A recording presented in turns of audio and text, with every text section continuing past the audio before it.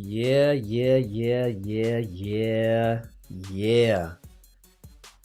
All right, people, we're about to dive into this tonight.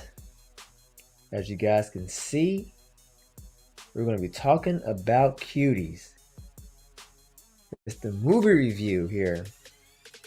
And with this saying here, there's been so much controversy surrounding the newly released Netflix movies Cuties. We're going to take a deep dive analysis of the film to see if all the heat the film was catching is warranted. Oh my goodness, folks. Are you guys ready for this?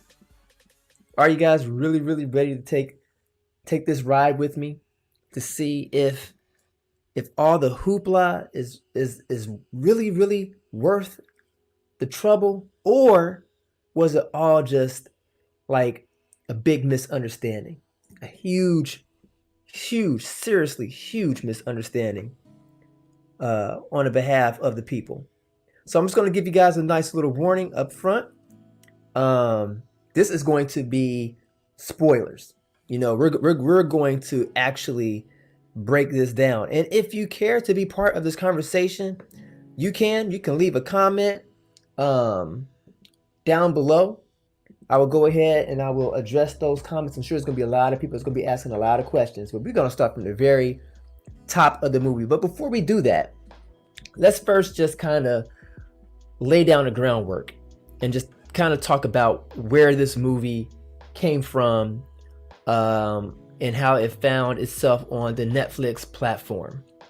So this movie, to my surprise, is a foreign movie. This is made by a black female director. So this isn't made by what people may have suspected. Oh, some, old white pervert guy who just want to see some girls, underage girls shake their tush. It was not that type of party. And then also another thing was that with this being a foreign film, it was English dubbed. So I already knew out the gate that this was going to have a different taste, that this was not an American film. Now, here in America, we have a different style of filming when it comes to gritty dramas.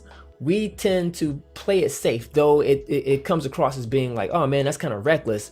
But overseas, they view topics that we consider taboo, that's just regular, talking conversation to them. So they kind of look at us like, oh, you guys are very conservative. And though we are very free, in some aspects, we are very still conservative, especially when it comes to films. This film, though, I'm telling you, did not pull a lot of punches.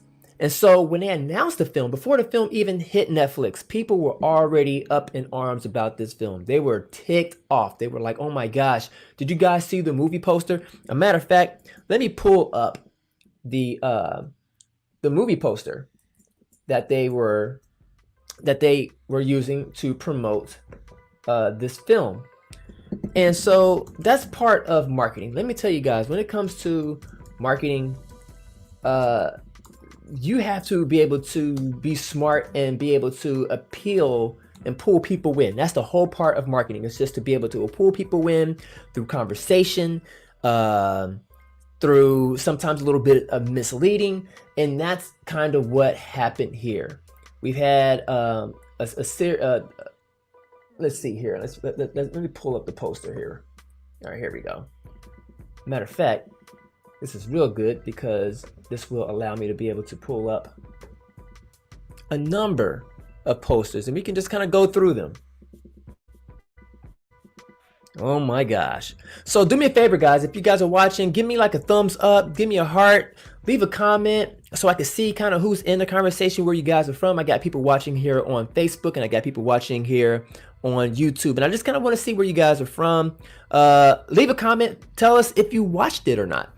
I would be interested in knowing if you were one of the people who said, hey, I'm going to go ahead and watch this film despite some people feeling like it's by better judgment.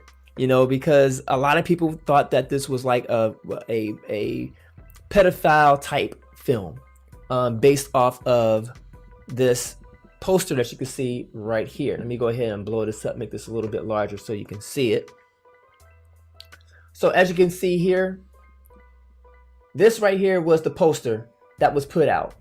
This right here was, I think, some more advertising material that was put out alongside, so I can understand how people felt. People were like, "Oh my gosh!" Like the synopsis, and I'll go ahead and I'll pull that up too, so you guys can understand what the synopsis is to that movie. People were like, has Netflix lost its God-given mind?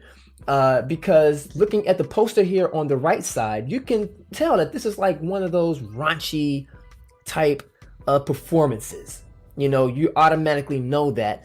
Context clues, you've probably seen this in real life, but probably more geared towards the adult side of things, upper teens, young adults or whatever. And just that whole culture, the whole ratchet, stripper type culture. These young 11-year-olds, according to the movie, these 11-year-olds were competing to be in this competition. So I'm thinking to myself, is this going to be like what's that movie with Gabrielle Union, like Bring It On?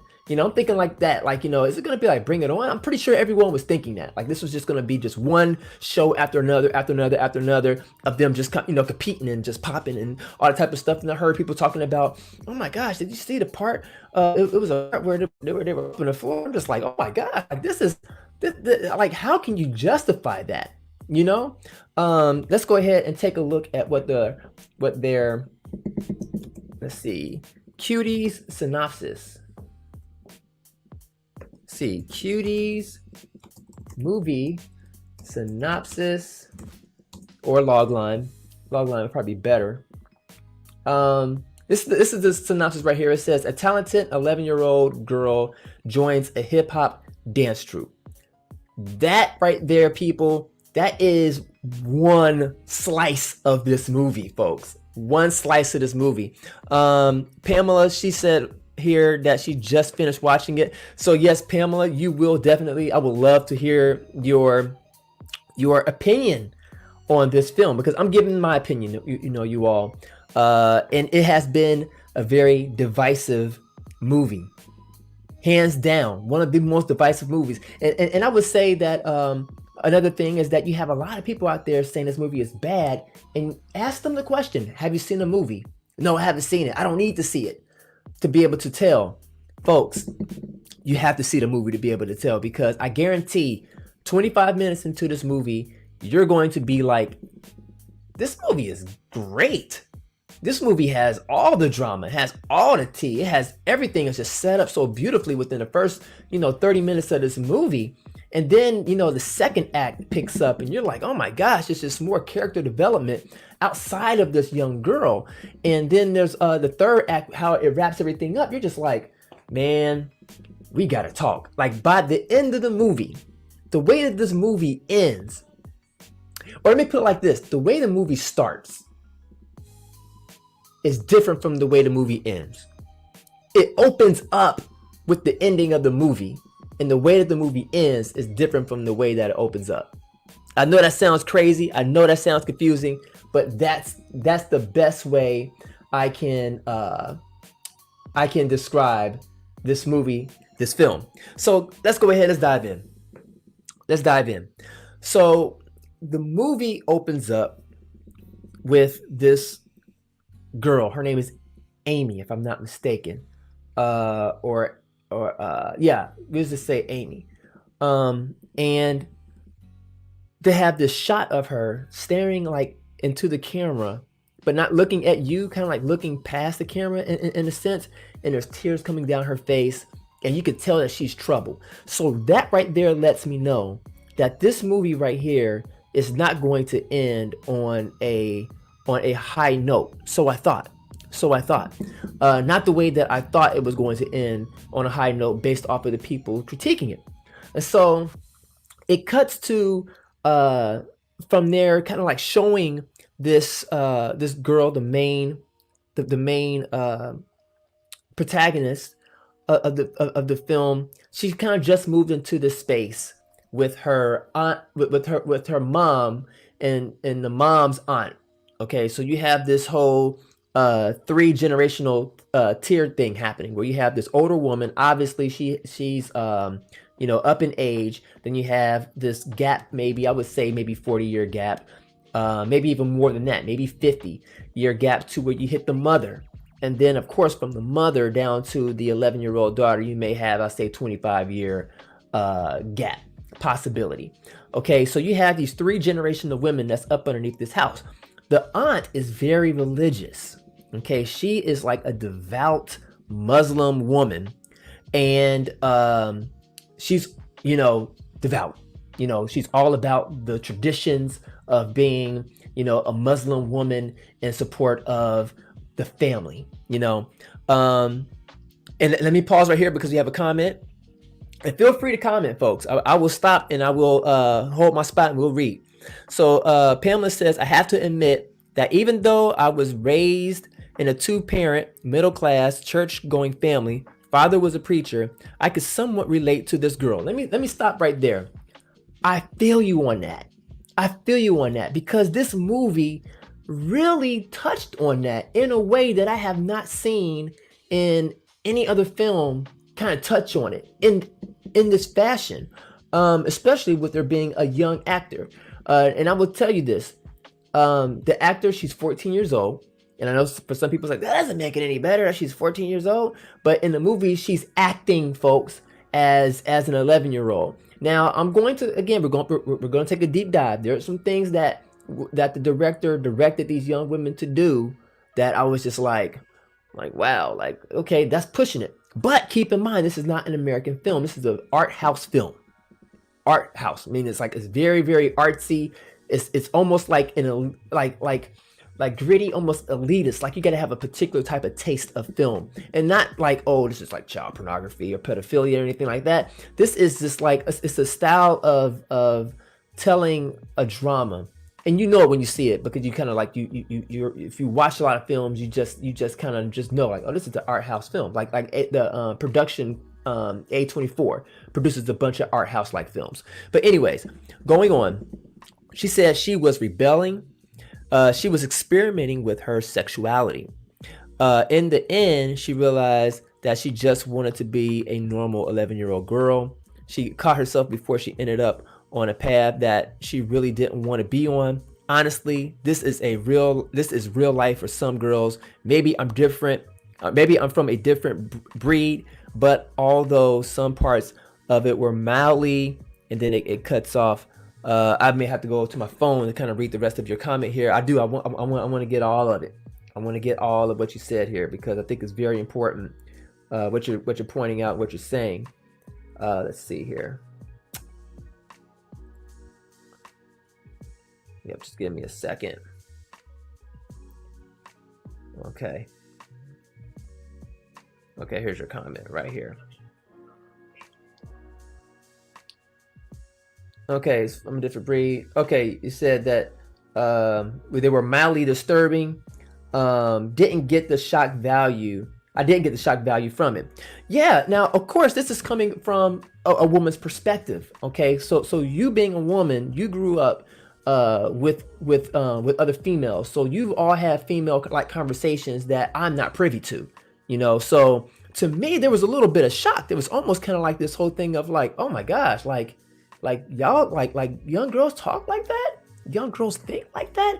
That's crazy. Now I know how it was when we, I'm 43, so close to almost 40 years ago. I could say 38 years ago, the conversations around sexuality and everything as even as a young boy in the first grade. Now I'm telling you, the first grade, not having all this technology that was that is at our fingertips today, but back then there were conversations amongst us about sexuality and looking at other women, the women, but other girls that were in our class and stuff like that. So it was like the whole boyfriend girlfriend finding love, that whole type of deal. Like that stuff naturally occurs. So for these girls to be acting the way that they were acting, it was kind of like a shock value, but not shock at the same time. I'm like, we live in 2020, y'all. You know, it's not like the 1980s where it's like if you want to go see some, you know, some news or whatever, you had to go get a magazine, and that was hard pressed to go find. You had to go to a gas station or whatever, and it would be up behind the rack or whatever. Nowadays, here you go, right here, all at your fingertips, and that's addressed in the movie. That's like one of those topics in the movie. Wonderfully done, excellently done. Okay, so what I found was, you know, was interesting was that, you know, the mother. This is all within the first, like, you know, 30 minutes of the movie. The mother, well, I'm moving too fast.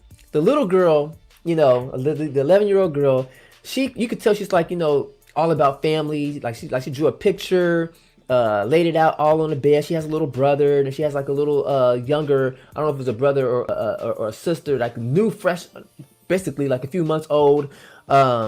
That's in the household, and she drew a picture of like her siblings, and her mom and her dad. Laid the pictures out in the bed and stuff. You're like, oh man, this is cute.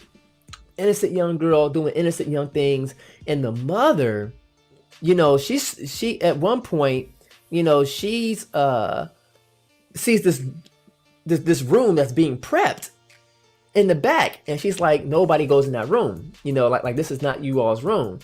And I'm thinking to myself, like, this is her bedroom, you know. But then it shows a scene where she's standing there looking into the doorway of this bedroom, just standing there. She's like in her bra top, you see her from the back, and she's in her skirt, and she's just standing there.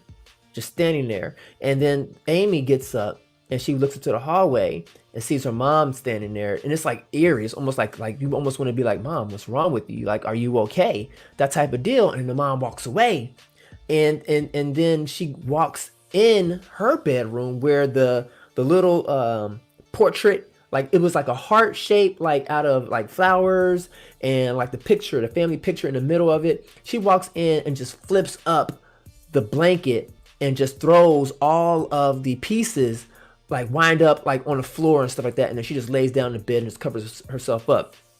Obviously something is wrong with the mom, like something is bothering the mom. And just the symbolism in this was just great storytelling, people. It's like it's something that you really just have to experience yourself. And so yeah, so like that part right there kind of like threw me, you know. I'm like, okay, like there's more to it than just this little girl story. Come find out, folks, that the husband was marrying also another woman and bringing her into the house. And so I'm like, are you kidding me? That's crazy. And even the way that they had showed that the little girl, Amy, she's like hiding underneath the bed because she was like, you know, trying to be fast or whatever. And she has her shirt all like, you know, tied up, and she's like in her mom's room, you know, dancing and shasaying. And she, her mom and her aunt, the aunt come in through the front door, and she's on the phone. The mother's on the phone telling people that, you know, yes, my husband is getting married to another woman, and I wish the best for them. Now, mind you, they are moving in the house. She says it. She's like, oh yeah, everything is all good. My husband has moved the bed, and it's next to my bed. I'm like, yo, this is crazy. And then what made it even more heart-wrenching was that the daughter was underneath the bed hearing all of this. The mother and the aunt are not aware of it. The aunt leaves. The mother sits on the bed, and when she thinks she's all alone, she just starts crying.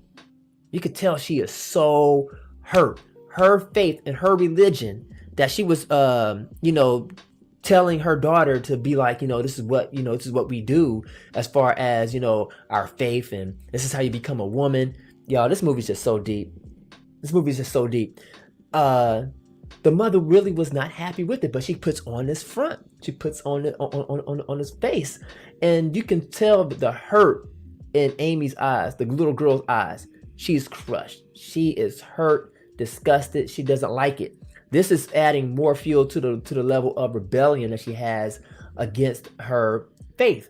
Now, the mother's doing a good job raising her up, doing the best that she can. You know what I'm saying? As far as raising her up in the faith, you know, she's taking her to the little, you know, to the women's meeting, like the women, they meet, and the Muslim women, they do their prayers, they read their scriptures, all that type of stuff. And the mother, you can tell that the mother is showing the, you know, the daughter, like, this is what you have to do. You got to pray, put your hands out, and this is like what the beads are for and everything like that. And oh my gosh, it's just so much. It's so much. Like, guys, I'm telling you, you have to go watch the movie. You have to watch the movie, because it's like, I'm trying to put it all in a nutshell, and it's just too much to compact. But we're going to do the best that we can to unpack this joint for you. Hey, what's up, Josh? Josh says, what's up, man? I love hearing your thoughts on stuff like this. Yes, yeah. This is going to be one for the books, because I side with the people who feel like this is a great movie. This is a movie that every adult should watch. And then I would venture to say this is also a movie that every teenager should watch, especially teenage girls, teenage young girls. Because let me tell you this. Let me tell you something before I continue.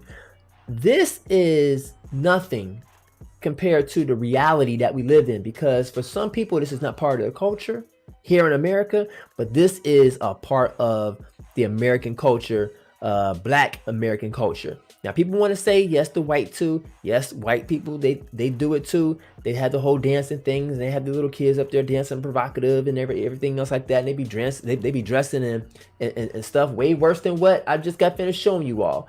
Faces done up, looking like grown drag queens out there.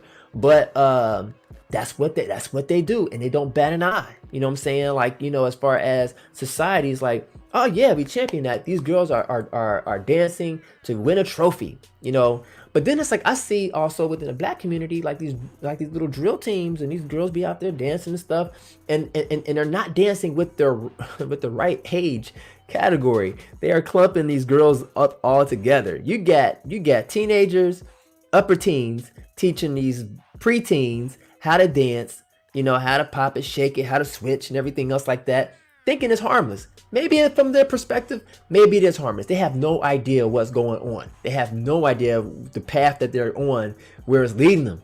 And so then you have these preteens that are taking these 5 and these 3-year-olds, girls that are, you know, being trained up in these dance troupes.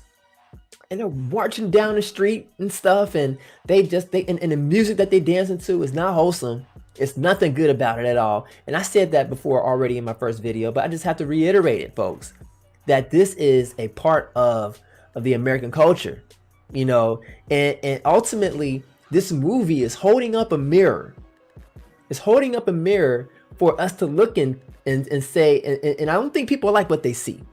I think that's really, really the problem. People don't like what they see. You got people out there that's like, oh, I'm totally against this, you know, this movie, and they haven't even seen it. It's almost like y'all don't even deserve to even have an opinion about it, because y'all are totally missing the point. Y'all feel like y'all know. Y'all feel like y'all know, but y'all really don't know. Because I thought that, you know, I knew based off of the talking points and the headlines that people were reacting to. I thought to myself, man, this is going to be one of those type of movies where it's like, you know, cancel Netflix. Not me, but I'm just saying, cancel Netflix. Then I saw a couple reviews get out there where people were like, man, this movie is not what it seems to be. I was like, I gotta see this for myself. Saw it for myself, and now I'm telling you, folks, trust me, I'm not going to mislead you. This movie is not what the headlines are talking about. This movie is not what the people who did not see this movie think it is. It is not that. This movie is brilliant. Brilliant. I'm telling you, folks, it's so good. But anyways, back to this whole story. So you have this whole dynamic of like the aunt training up the mother to be a certain type of way, and the mother is training up the daughter to be a certain type of way within the faith. And it's all about the coming of age of becoming a woman. You know, like what it is to be a woman from the parental religious side of things to your friend free-spirited perspective and side of things, what it is to come into yourself. And so you had a part where it's like the girls were really kind of like mean to the well, before I get to the part where the girls were mean to Amy, because I was trying to figure out like how are they going to clean this up, and they did a good job of cleaning it up. But Amy is just, minding her own business, and she sees this Latin girl, young girl around her age, dancing and sashaying and doing her laundry, what I'm saying, and then ironing her hair and stuff, because it's just long and it's flat. I don't know if they do that, but she flat ironed her hair with the iron, like a real iron on the iron board. And this black girl saw her do that, so she was intrigued, because this black girl wants to belong. She feels like, what, I want to feel that I am I'm valued, what I'm saying, because mom is messed up. This religion that I'm in, I see through all the bull crap. It's like I'm not for the BS. That was her attitude, and this kind of touches on what I consider to be what people consider here in the States church hurt. They're like, oh man, all this church hurt. You know what I'm saying? Like somebody had hurt me in the church, and therefore I completely just rebel, and I completely just go out there and I just do whatever the heck it is that I'm old enough and big enough to do, to be able to show that I'm right and you guys are wrong. And because you guys are wrong, I don't want none of what you guys got to say, because I found this one or these couple things, that type of deal. I see some more comments coming in. Let's see. Akuswa, she says, I watched about an hour 15 minutes. It was making me very uncomfortable, and my son came in from outside, so I turned it off. Okay. Every bit of what was in the film I see happening with our baby girls. You see that, folks? I know I'm not lying. I know I'm not crazy. If you guys believe it, you're hearing from another person. She's saying that this is what's happening to our baby girls, folks. And the more we dive into this film, you're going like this film is designed to turn you off to that culture. It's not glorifying it. It's not that type of party, folks. They're talking about a reality that is in this nation, and obviously it's worldwide. This is a worldwide pandemic problem. That our children are subjected to. She says that they have peer pressure and many insecurities, and social media makes it even harder. They are babies trying to figure out the world. I thought the film was thought-provoking, and I would use it in a rites of passage session for girls. I'm telling you, is that type of movie that I would recommend it.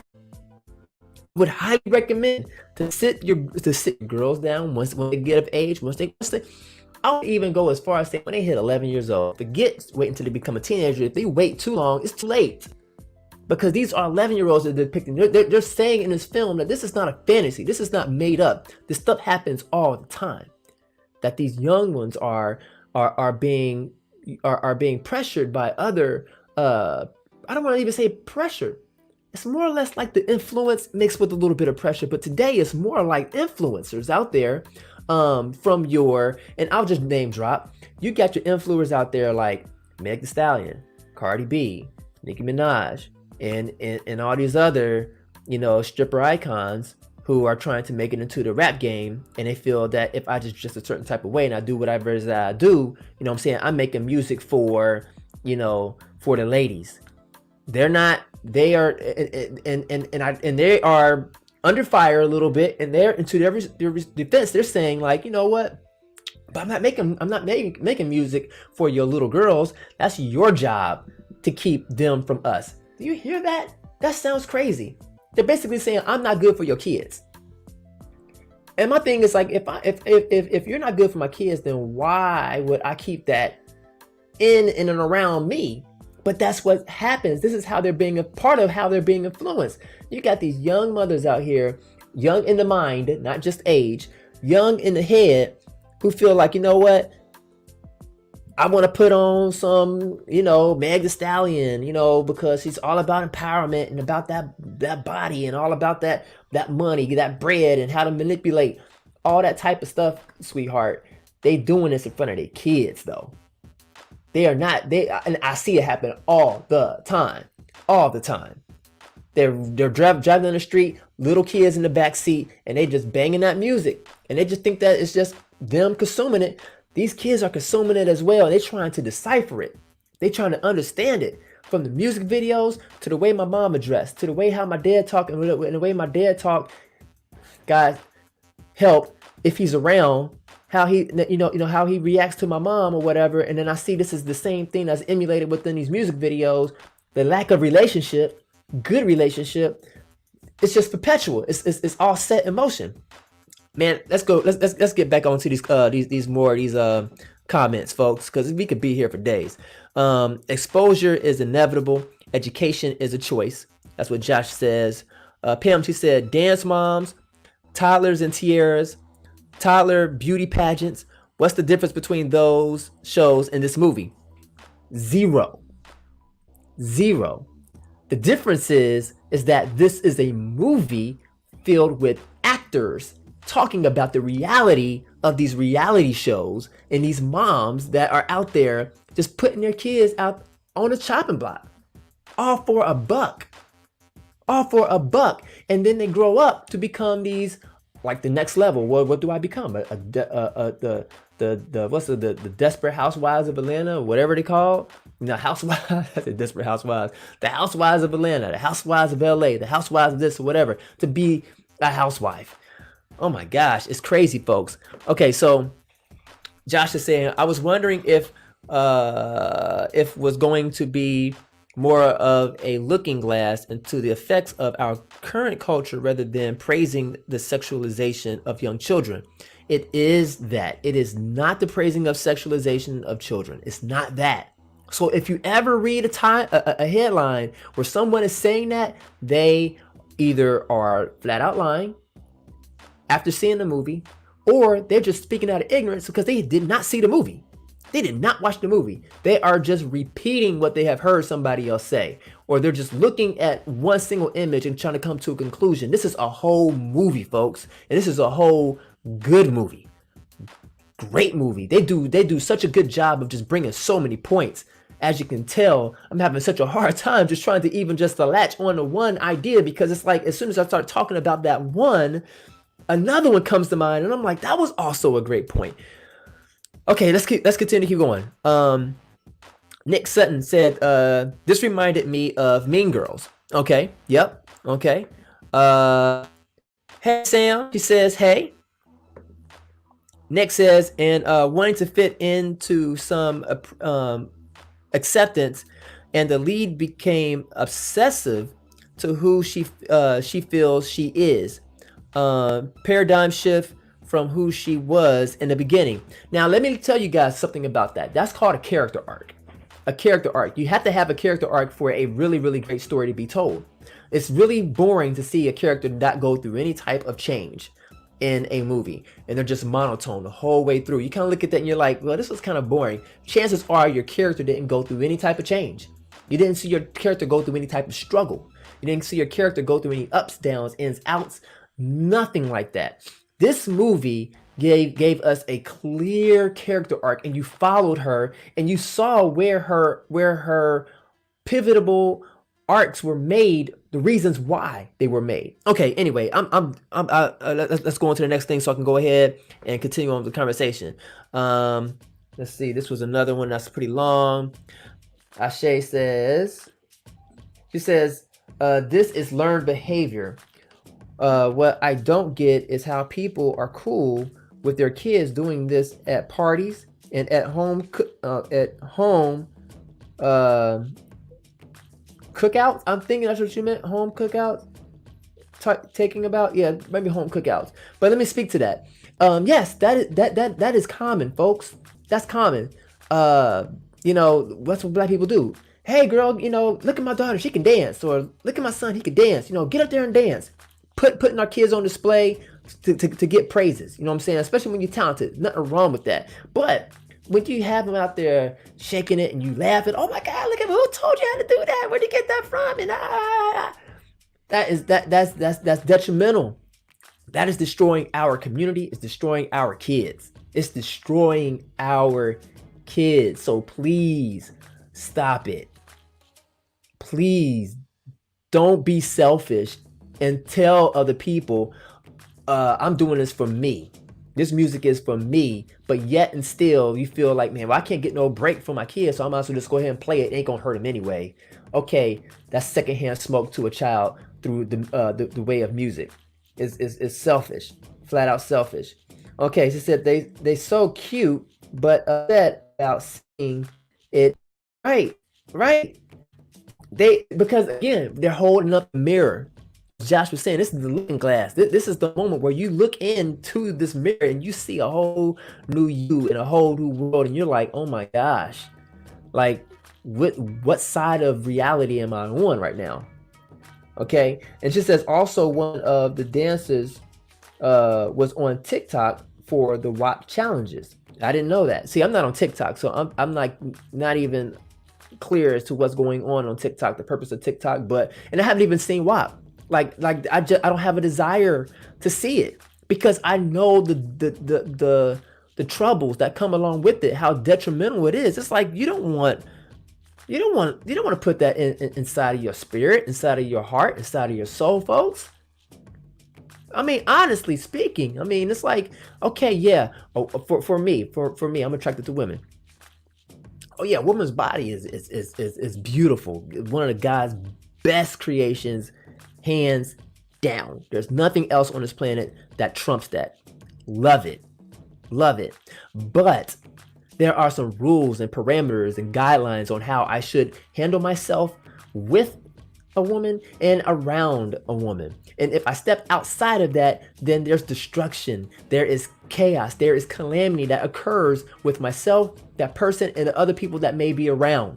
And that's what we're suffering from today. Is that people are taking what is good and they're twisting it. Like, there's nothing wrong with sex. Sex is taboo. It's taboo, but it's nothing wrong with it. That's a part of life. But there are some ways in which that we should be ushering this into people's lives, young people's lives. We shouldn't have to have them being subjected to that type of stuff. I don't care if it's through music. I don't care if it's through film, images, pictures. Let them be innocent. Let them be little kids, you know, and do the best that we can to try to raise them. But it's hard because of this, because of technology. I get it. It's hard. It's hard. And they were saying that, you know, they watch their parents and older siblings do it, so it's cool in their minds. He said this movie is supposed to make you uncomfortable, and it is supposed to make you uncomfortable. I was talking with another friend of mine earlier today, and she was saying, like, you know, people were complaining about how long they were lingering on on shots. It's like, you don't have to stay on the shot that long. I'm like, well, yeah, you kind of do. You know, because if I just showed you something horrible, like flashed it real quick, it doesn't impact you as if I was to be like, now check that out. And you look at it and you're like, oh, okay. Then I keep it there and you're like, all right, I get it. And I hold it there a little longer. Okay, I'm getting uncomfortable. That's the point where I'm like, yes, now I'm going to keep it here for another minute because I really want this to hit home to where you get sick. And that's how I believe that the director really wanted people to feel, because we're going to talk about it. The way that these girls were dancing,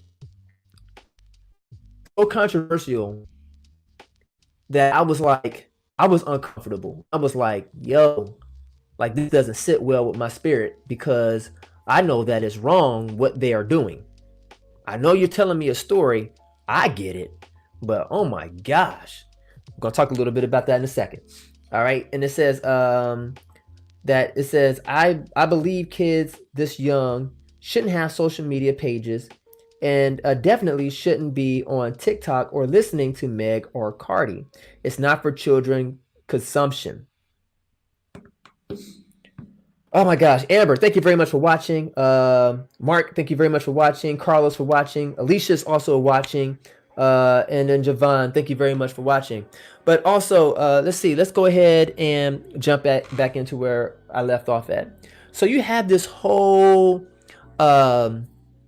this whole setup within the first act of this girl coming in contact with these dancers, because she wants to feel like that she belongs. She wants acceptance. And a friend of mine was telling me today, was saying like, listen, V, you got a 9-year-old girl. You need to give her as much like attention as possible. You need to be in her life now, more now than ever, because she's at that age really where she can be easily shaped even more and influenced, and it's going to become a little less pliable. Still able to manipulate or to mold and to shape a child's mind, but to shape it in the way that they should go gets a little bit harder. So you want to be there. You want to have this level of of this relationship to build with your child.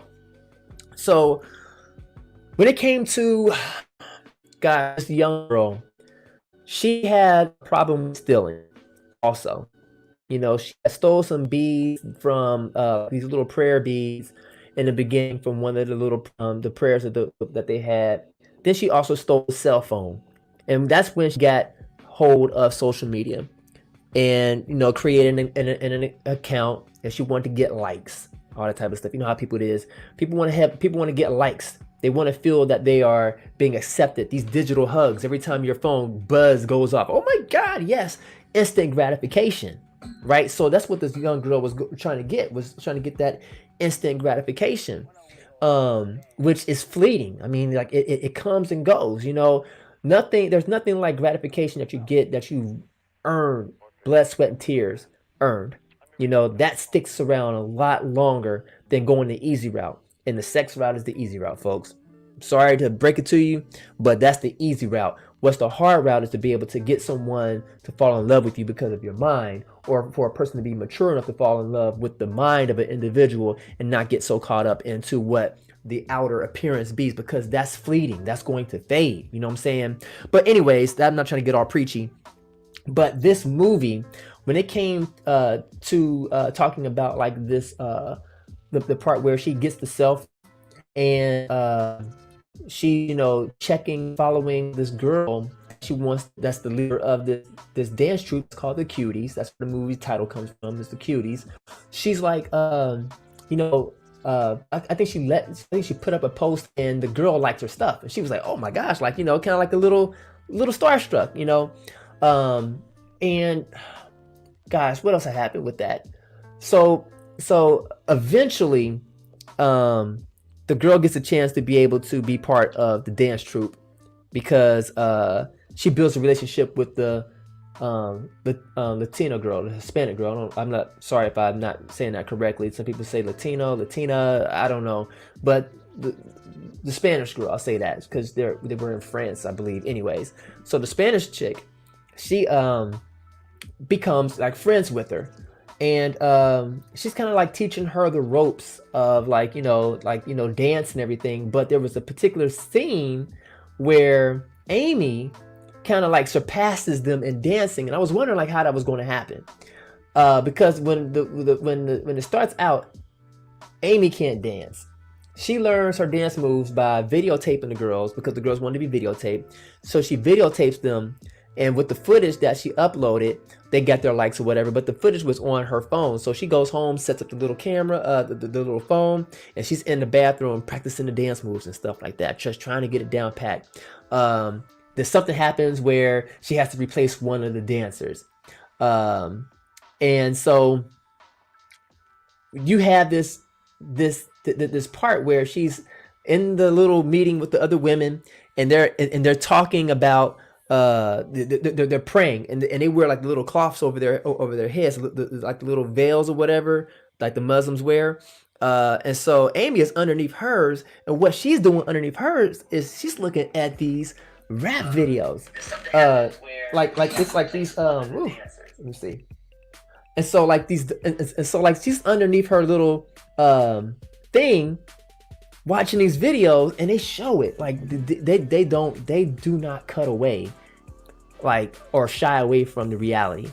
So she's watching this video of like this female rapper grabbing another woman's rear end, like grabbing it and shaking it and stuff like that, and another girl's on a stripper pole and she's doing her thing, and all, and it's what you see in these rap videos from the likes of Meg and Cardi and you know, you name it, Nicki, all that whole type, and they're nothing new. You know, they're from the same cloth as Lil' Kim, Foxy Brown, the stuff that's been around since the 90s. This stuff's been around. This is old news. This is like close to 30-year-old type of entertainment for hip hop people. And so she's consuming all of this, right? And she's sitting up there, and then they do another shot. They kind of back out and pan out, and it looks as if like she's underneath there praying. I'm like, yo, that is crazy. Like, she's doing that in the midst of where she's supposed to be getting taught how to become a woman.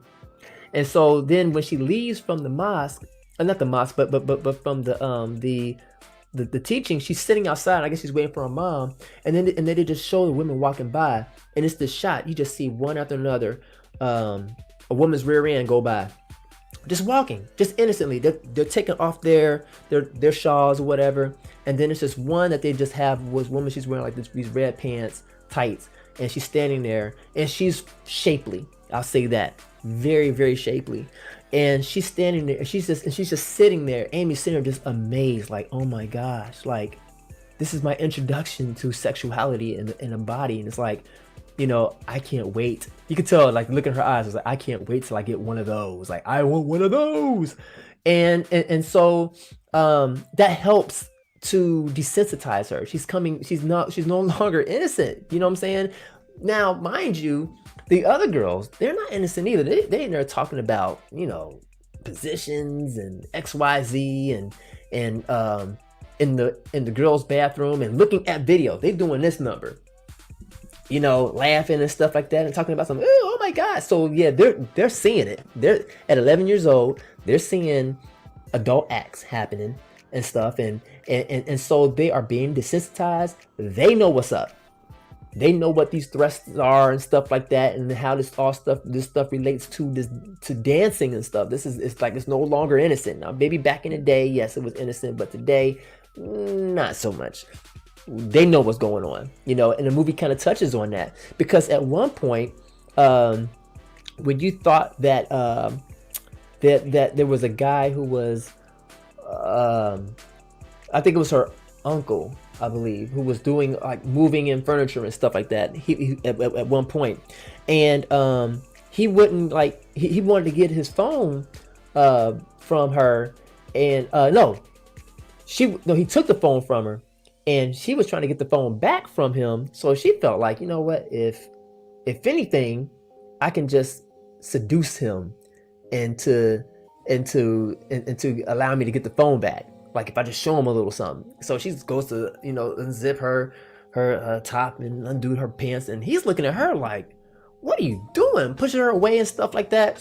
And she manages to get the phone from him, and then she runs into the bathroom, closes the door, locks it, and then she pulls down, you know, her stuff or whatever, and she takes a picture of it, posts it online to get the likes, to get the acceptance, because a little earlier, she gets into a fight, and in the midst of that fight, her pants come down and she's wearing some busted up underclothes, and people are laughing at her. And so people are talking about her and the dance troupe, saying, oh, they some little girls or whatever, and they laughing at them. Their credibility is going down, because at first it was going up because they was on these videos dancing all seductively and stuff and posting it up online. Like, you know, little TikToks and stuff like that. They was doing that type of stuff, so the credibility was going down. So Amy felt like, you know what, I gotta save the reputation of the group, and she makes this gesture, puts it out there. The girls don't like it. The girls are like, why did you do that? Because now they're talking about the repercussions of her actions, which is now they asking us to do the same, and they think that we sluts, and we're not like that. And it's almost like the whole thing of when a kid plays with a loaded gun, and then it goes off and someone gets shot and hurt. And the kid is like, well, I didn't know. Like, I had no clue. Like, again, being innocent. There was another part in this movie where it was like this girl, she finds like a condom on the ground, and she picks it up. 11-year-old. I don't know. Maybe that's what they do. And she blows into it. And they're looking at her like, oh my God, like, why'd you do that? That's nasty. That's how you get AIDS, blah, blah, blah. Then the next scene, they like washing her mouth out with some soap and some hand sanitizer or whatever it was, some hand soap, pump soap. And they scrubbing her mouth and her face and stuff. And they like, they just doing dumb kid stuff. It's like you do this type of dumb stuff when you have no business delving into adult like things. You know what I'm saying? It's like they try to do it on their own. They're innocent little girls. You know what I'm saying? And so, it's a movie you have to watch for yourself.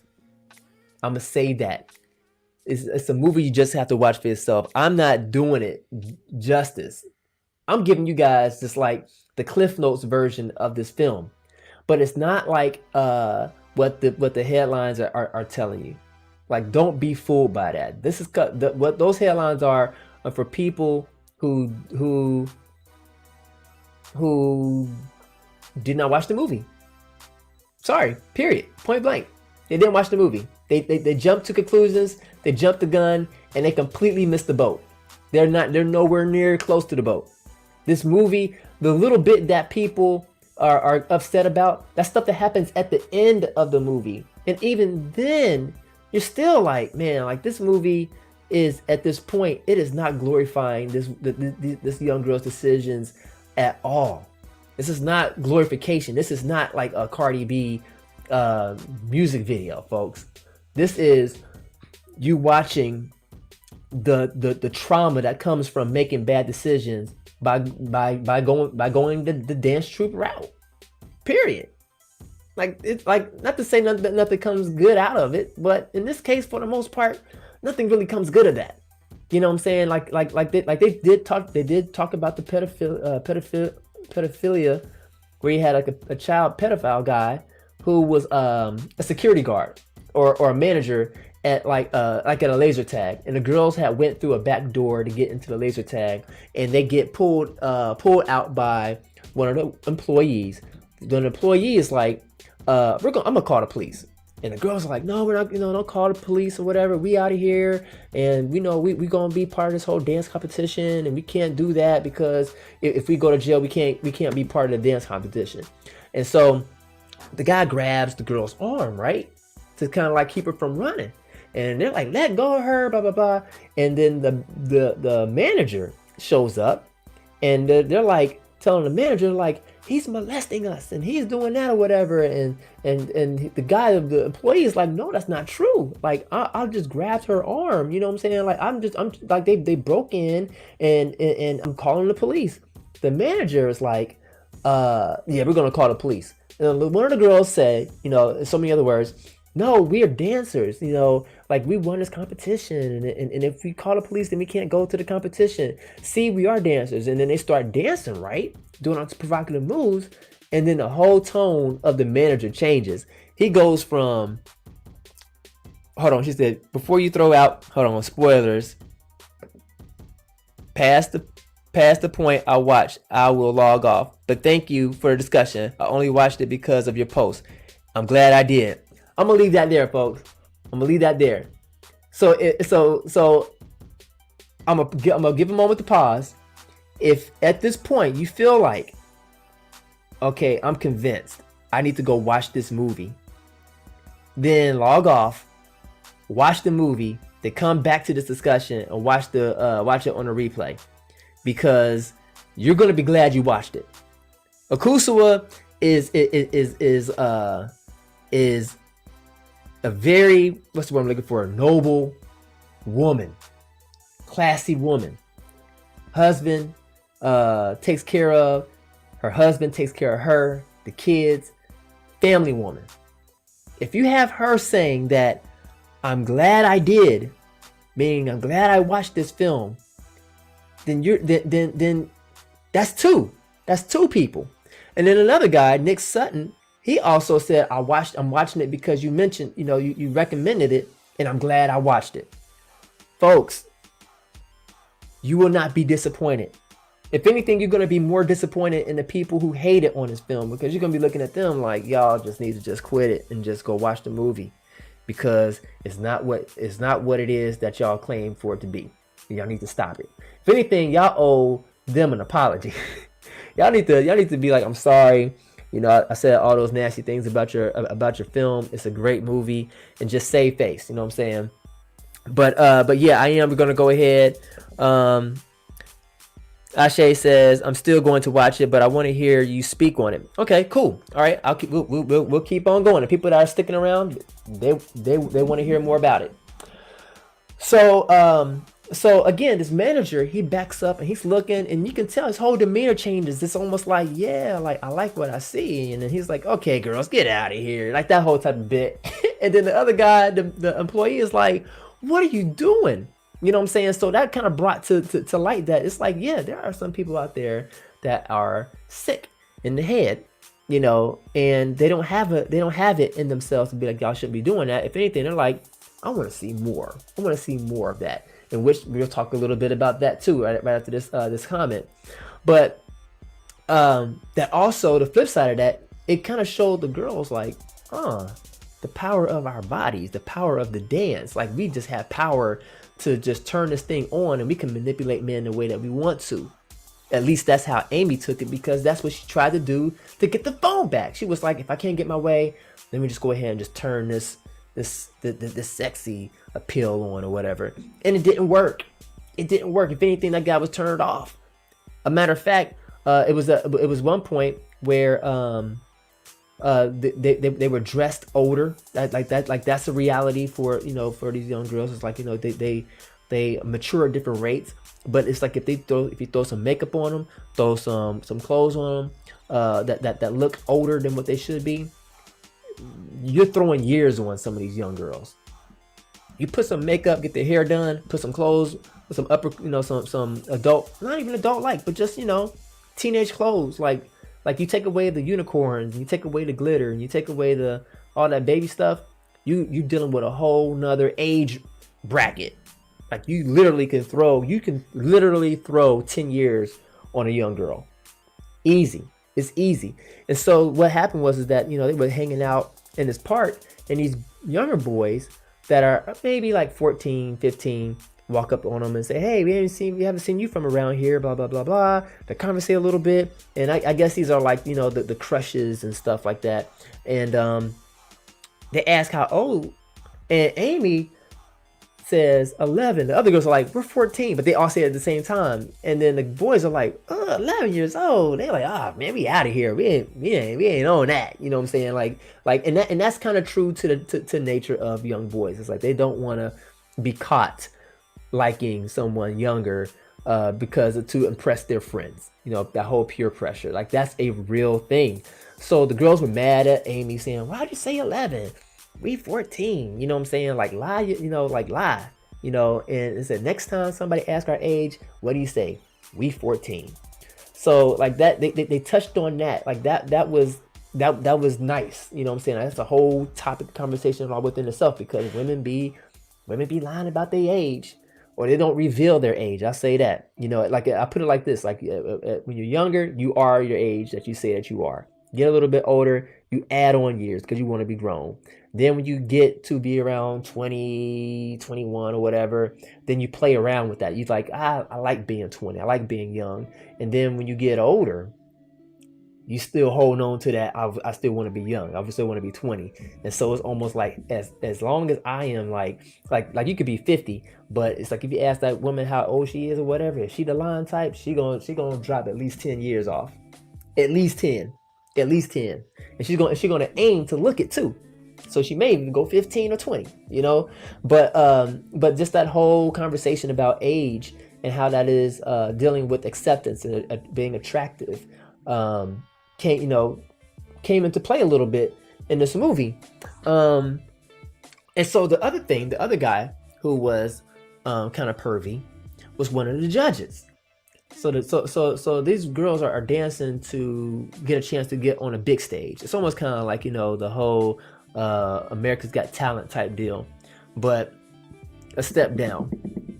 And so they're dancing in front of these judges, and one of the judges, like the girls are messing up, not with Amy, because Amy, she didn't make it because she was caught up with her great aunt teaching her how to become a woman, which that was crazy because like that storyline right there, they was trying to force her to accept the fact that her dad was going to marry another woman. Oh, so good. So good. So freaking good. I gotta watch it again because there were some things that was said that was mirrored later on in the movie that I'm like, I remember them mentioning something about a ghost. And then all of a sudden you see like this ghost, but it's not a ghost. It's a person underneath a sheet. But the aunt says something about ritually, like this is what happens when you get, when you get married. Oh my God, it's just so good. I gotta go watch it again, folks. But anyways, they mess up. They're messing up in their dance routine. And one of the judges is like, no, it's okay. It's okay. Continue. As if like he's enjoying this. Like, you know what I'm saying? So they think that they're not going to make it. They wind up making it. At the end of the movie, they make it to the big stage and they're doing their dance routine. And people are being turned off in the crowd because of some of the moves. And I'm telling you, when I say some of the moves, I'm saying like a lot of these moves, they don't cut away from. And you're looking like, this is so wrong, folks. But at the same time, this is a reality. This is happening somewhere, people. This is happening. And so they like doing these moves. I'll just say that. And it showed this one part where you see the judges kind of like, they're leaning in, talking to one another and stuff like that. But then the one judge who I guess said it were okay, he sits back and you could tell he's like, he enjoying it. Like, yeah, these little young girls dancing like they 30 years old, you know what I'm saying? 21 years old. Like they just fresh off the pole, you know what I'm saying? Like that, and I'm like, man, this is crazy because I feel that you have these pervs that hang around these competitions, these gym competitions even. Like, you remember that guy who was assaulting young women that were part of the gymnastics team, the U.S. gymnastics team, and he was abusing his power. You know what I'm saying? And it's like he getting over on all these women for years. Years he was doing this, and then they're coming out the woodwork saying like, "Oh my God, yeah, he touched me this way, or he did this to me that way, and he mishandled me that way, and it made me feel uncomfortable." And they got him. You know what I'm saying? Thank God. But he's not the only one. Like this stuff is happening all the time, and this is what I believe they wanted the people watching the film to feel like. Like, I don't want my child to be part of any competition. Yes, over 100. She said over 100 little girls. Let that sink in, people. People are mad over cuties that deal with five 11-year-old dancers. They don't show them being molested, none of that type of stuff. They're just showing them the beginning stages of that path of sexual perversion and how easily your child can slip into this, right? But he molested over 100 little girls, and we have a judge sitting up there judging these little girls dancing that way, and he let that slide. And it's like, you just don't know these people. I mean, like, like, no, like, just no to that whole industry. Just flat out, like, no, after watching this film. And so, there was another part in this film where they were dealing with religion, right? Now, we already talked a little bit about, like, how the grandmother, she's like, not the grandmother, but the great aunt, she's a devout Muslim and stuff. And they thought that she was demon possessed, like she has this demon, you know what I'm saying? This sexual dance demon or something. You know how churchy people can be. Dance demon, or this is a demon. Everything is a demon, or spirit, And so they go to do this ritual, which they're splashing water on her to wash the sins away. Now that alludes back to the beginning of the film, because this shows a part where the mother and the daughter are washing their feet in the bathroom sink, And the mother is saying, keep the water running because that washes the sin away. So flash forward later on in the film. I told you guys this movie is deep. It's great writing in it. So flash forward in this film, and she's standing there in the middle of this room where the women go to worship, and they're just flinging water on her, and her arms are out, and she starts having these convulsions and stuff, like like the spirit of God or like a spirit of something is overtaking her, and she's shaking and gyrating her body and everything. And I'm watching this and I'm like, man, you know what? I grew up in a church like that. That's what I said to myself. I was like, I get this. I can relate. I think it's crazy. In my mind, I feel like that is crazy. It's not fake and it's not real at the same time. It just is. And it's like me watching this at this moment. I'm like, man, this is crazy to me.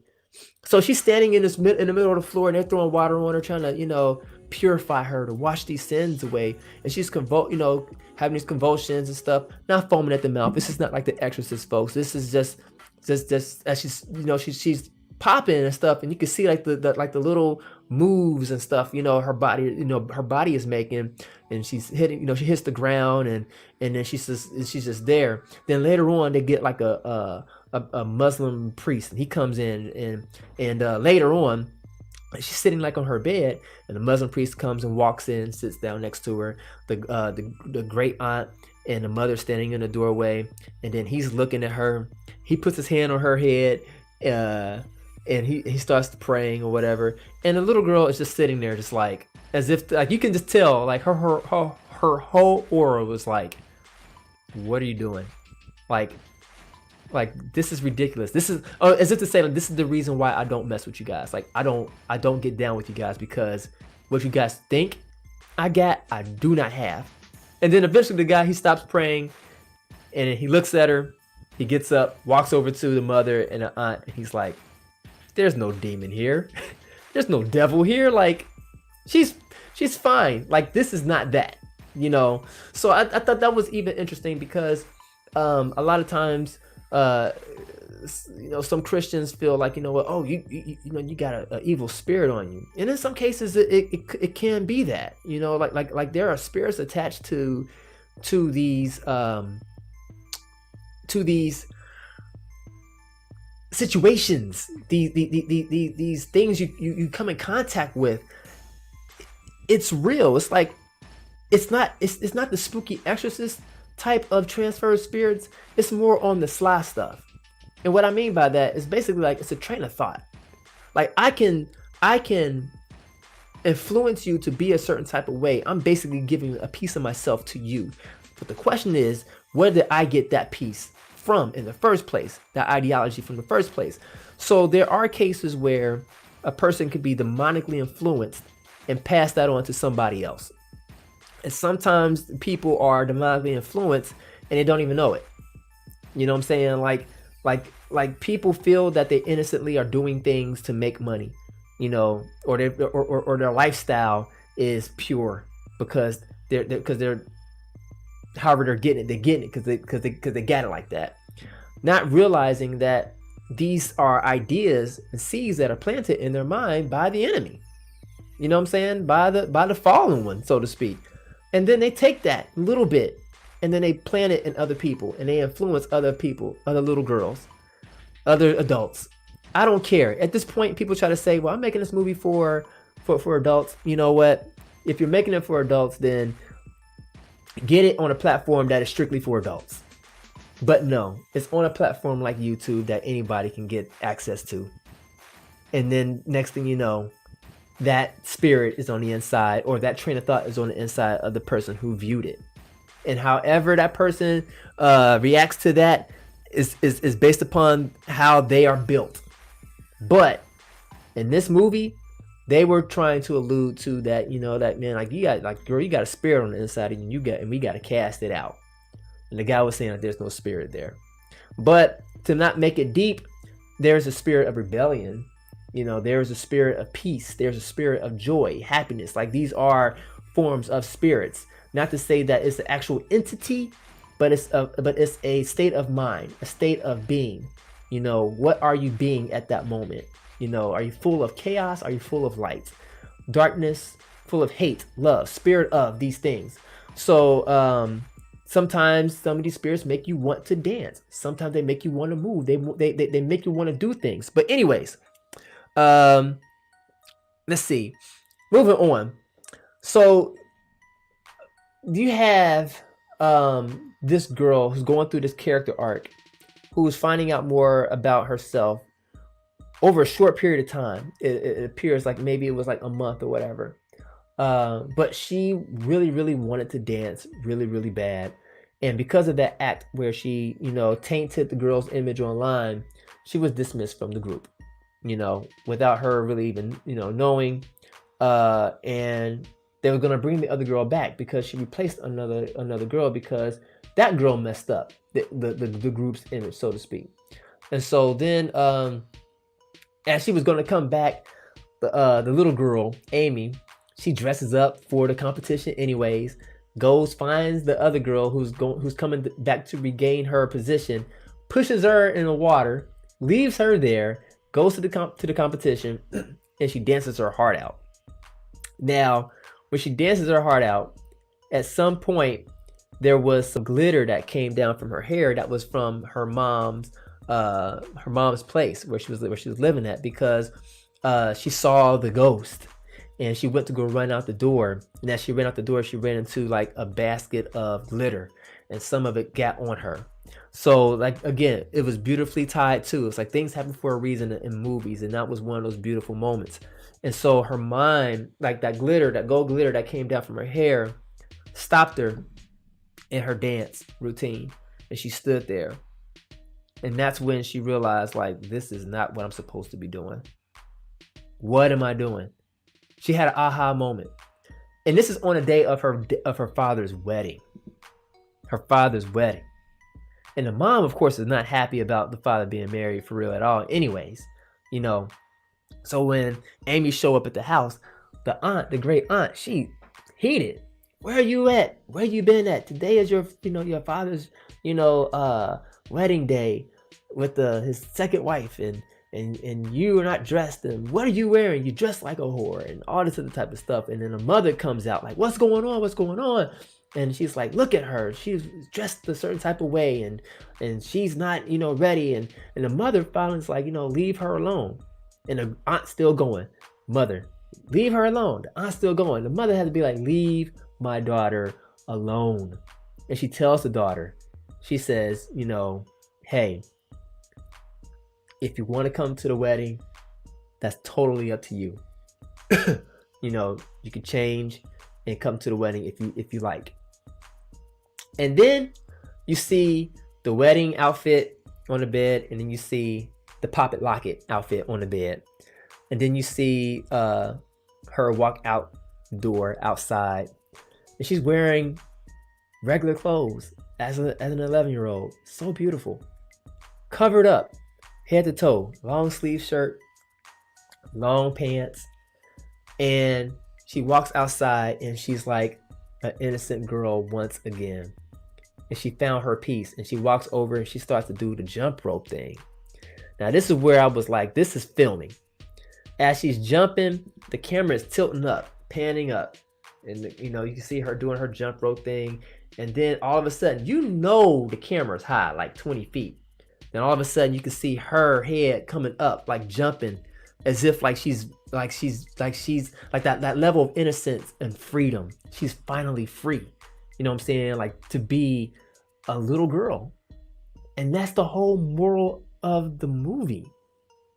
The moral of the movie is for us as the viewer to realize that going down that path is wicked. It's messed up. There's so many things I didn't even touch on in the movie because it was just too much. I'm letting you all know there's not a minute wasted in this movie. I've watched some movies to where when I was like watching it, I'm like, this is a waste of time. Like, they could have left this out. Or why is it so long? I just feel like this is just bloated. This movie is not bloated. Every part of this movie is needed. Nothing is wasted. Nothing. Pay attention to everything. It is so good. She says, I'm feeling the message. Yeah, yeah. The message, people, it's there. It's there. What you have to wind up doing, and it's so sad I gotta say this, but you gotta disregard the naysayers because they don't know what they're talking about. Unfortunately, because of the way that this movie was marketed, it got off to a rough start. The opinions were flying out, and people were like, nah, this movie I'm not even going to give it a chance because the trailer was just enough. And that's not the case. Go watch it. Go watch it. I mean, that's all I want to say. I mean, because I could go back and I could do some more diving into the messages, the things that they were, doing in the film. But I feel like what I said is just enough for you to be like, yeah, that's good. I'm going to go ahead and watch it. Because I've already had like 3 people come back and tell me like, I'm glad that I watched the movie. Because this is a topic that we need to have to discuss. And it's not what the media is portraying it to be. This is a controversial movie because of the way they lingered on shots and the moves they were making. I mean, like they literally was. This girl got her moves from music vixens in these videos and taught it to these other girls. And that's the reality, folks. It's like when you ask the question, where'd you get that from? From out there. Just know they got it from media. Social media has ruined a lot of the minds of our children today. They have. That mixed with bad parenting. Now, this movie also made it quite clear, even if you do the best parenting that you can, you still can't protect your child. But what you must do is provide them with a safe haven where they can feel that they can develop and become and come into themselves with you in mind. That's the most important thing that you want to do. Is make sure that your child understands that you are there for them, you love them, you support them, and that you ultimately guide them on how to become a better individual. Do the best you can. You know what I'm saying? Shed all the bull crap. You know what I'm saying? Especially when it comes to religion and tradition. Sometimes it's too much. And we wind up missing a child. The child completely throws everything out the water, including the baby. They throw it all out. They're like, you know what? I don't want none of it. And you're like, oh my gosh, what have I done? How did my child turn out to be this way? And just be careful. Like this right here. Whew. What pops up on the screen is a mere reflection of what's on the inside of here. It's what stirs you up on the inside here, and you like, this is what I want to see. So this is a mirror. And this movie, Cuties, is a mirror. They're holding up a big mirror for everybody to take a look into and to see themselves and to see their environment around them. And it's uncomfortable. Very, very, very, very uncomfortable, but I challenge you to press through it because you got to get you have to get the full emotion to understand it. You just can't get to a certain part and be like, oh, I'm fast forwarding past that, because it's not going to have the same effect. It's not going to have the same effect. If a dance scene goes on for what seems to be 3 minutes, and watch all 3 minutes of it. Watch all 3 minutes of it. Because at some point you're going to be like, I'm sick. And if at some point you don't feel that you're sick, might be something, maybe something wrong. You might want to get yourself checked out. You know what I'm saying? Especially like if you're a guy. If you're a guy and you're watching that and you're like, I didn't see nothing wrong with that. That was perfectly fine. You're a pervert. You might be a pervert. Like you just might be. Might be pervy. And I say that sarcastically. No, you're full perv. Full perv. If you didn't get that this movie was to help teach people the horrible truths of girlhood at that age, dealing with sexuality and the harm it can bring, and how easily it could creep into their space that seems to be an innocent way of expression. You're missing the point. You got to understand that this is a teachable moment, as they call them. This is a teachable moment. This is a place and time where you have to really sit back and do some self-evaluation as an adult, especially if you got kids. If you like to dance to Cardi B, all that foolishness, cool, do that. Do you, as they say, but don't do that in front of your kids. Please give your kids a fighting chance to do what's right. You know? And let's that's a whole nother topic. I don't feel like going down right now. I'll probably talk about that another time. But we just gotta do better. We gotta do better, folks. So with that being said, let me see.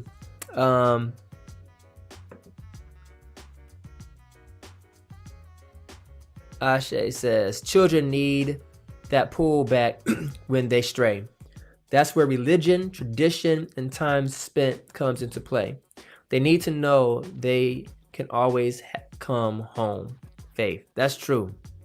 That's true. They have to be able to feel that they can always come home. What's the story called The Prodigal Son? About the boy who took from his dying father his portion or his inheritance and said, I'm about to go, Dad.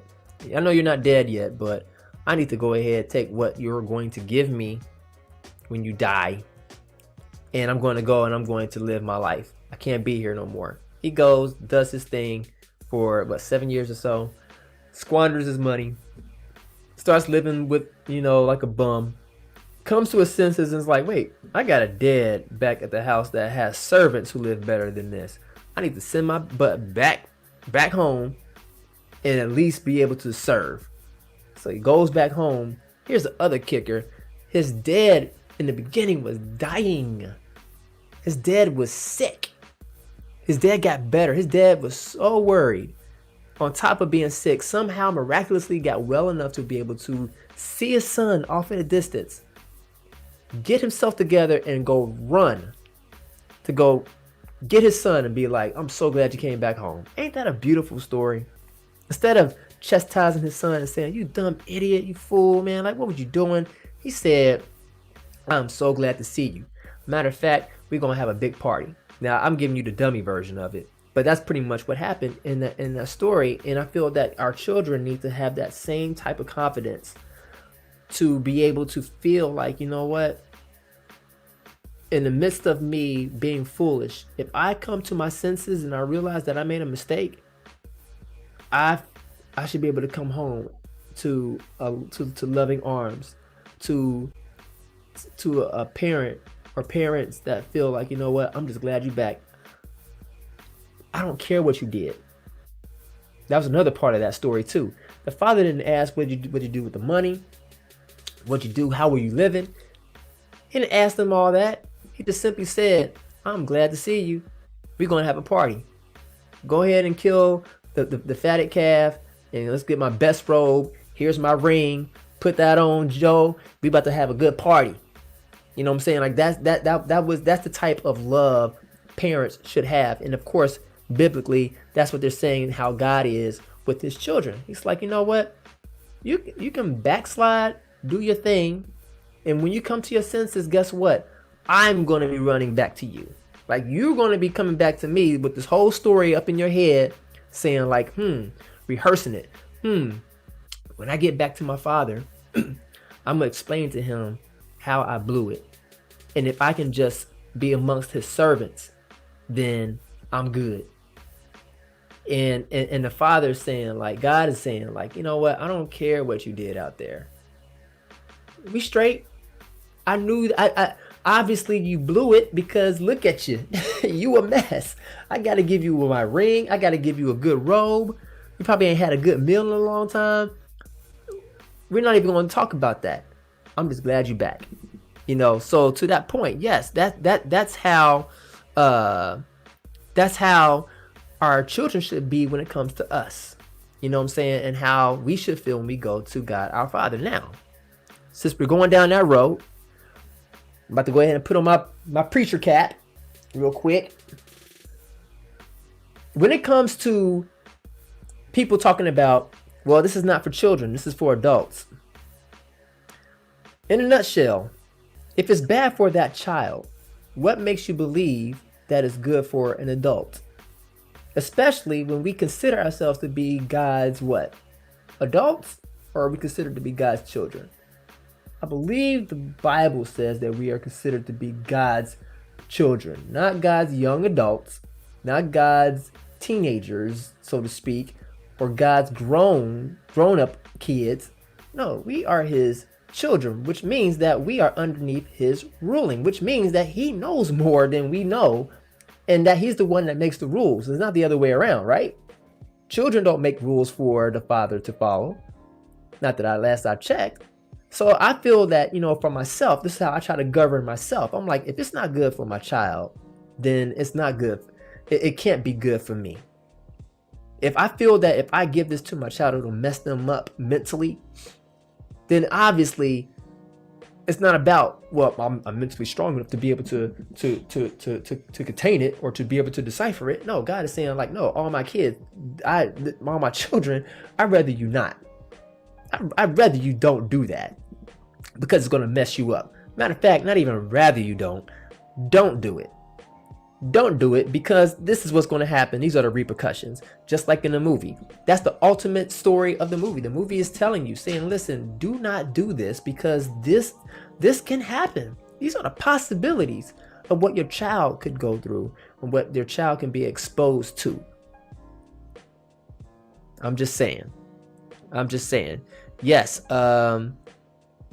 Ashay says, beautiful story. And she also said that tomorrow's topic, V. And she also said, I need to start thinking like this. Thank you, V. Well, I'm glad to be a service to you. But and again, I'm not trying to be all preachy, but I mean I can't help it because that's what I am on the inside. It's like what's on the inside has gotta come out. Blah. But it's like the Bible says. It says, let this mind be in you, which is also in Christ Jesus, right? Which means that you are not supposed to be selfishly thinking about yourself, saying that I got this, or I can handle this, and what you do over there, that's what you do. It's not an I thing. It's what I can put the mind of Christ inside of me. If I can do that, then we're all on the same page. You get what I'm saying? It's no longer an I, but it's more like an organic, spiritual, mentally connected community. Everybody being on the same page, everybody looking out for one another. Instead of it being the other way around, which we have a lot of today, which is, I'm doing this for me. And if I'm good, I'm cool. But if you happen to fall in the ditch because of what I do, then that's tough luck. Deal with it. And that's how they feel about our kids. They're like, you know what? They're not going to apologize about their influence that they have on these young girls. If anything, they're going to be like, I'm empowering them. I'm trying to show them that they have power at the age of 6, at the age of 11. These teenagers. No teenagers should be listening to no Meg Thee Stallion. I don't listen to Meg. I'm talking secondhand now. I'm speaking out of ignorance. But based off of what I've heard within different clips here and there, it don't sound too good. That doesn't sound like a career move. Something that they teach in high school to say, all right, class, we're going to have a career day. And today we're going to talk about the Meg Thee Stallion, that whole industry and how you can too become the next Meg Thee Stallion. No, that just no. It's just not a good thing, folks. It's just not a good thing. There's a reason and a rhyme and reason to why things are the way that they are when it comes to that industry. Whole nother topic for a whole nother day. But I would love to kind of hear from you all, the ones who watched it. What were your thoughts on it? You can leave those comments down below, and I'll do the best that I can to continue that conversation. But it was good. If I was to rate Cuties, I would give it I would give it an A minus, like 4.5 stars. Like that's what I would give this film. This film was needed.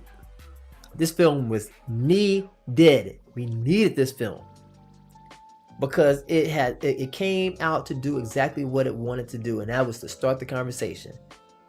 I don't care how controversial it was, it ain't kill nobody. But I'm telling you what, it got people talking. It got me on here talking because it was just that well put together. So, with that being said, I'm out. I just hit a minute and 30, an hour, I'm sorry, an hour and 30 minutes. And that's long enough. That's about how long the movie is. And I just touched the surface. So go ahead, guys, take the next hour and a half that you may have and go check out Cuties on Netflix. You will not be disappointed. All right, catch you guys later.